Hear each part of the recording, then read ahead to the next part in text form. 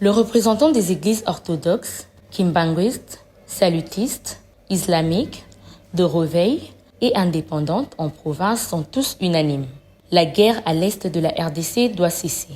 En réponse à l'appel du chef de l'État, il décide d'organiser un culte œcuménique.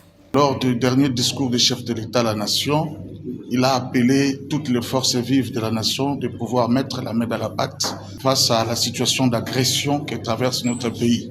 Nous, étant que confession religieuse, une des forces que le chef de l'État a prononcées, nous avons décidé de mettre en place certaines dispositions pour un apport face à la situation qui se passe. Nous avons voulu organiser un grand culte œcuménique au cours duquel nous devrions sensibiliser les populations de la province, de la ville, pour pouvoir faire une collecte générale, rassemblant que ce soit l'argent, que ce soit le bien en nature, pour pouvoir apporter à nos FARDC ou à Zalendo. C'est dans ces cadres que le chef de ces confessions religieuses se sont retrouvés mardi 11 février 2025 au gouvernorat de province autour du numéro 1 du Congo central, Grace Kwanga Maswangi Bilolo, qui leur a accordé une oreille attentive en présence du vice-gouverneur Prosper Ntela. Nous sortons du gouvernorat très satisfaits. Nous avons été surpris que le chef de l'exécutif avait déjà certaines dispositions qui ont joint les nôtres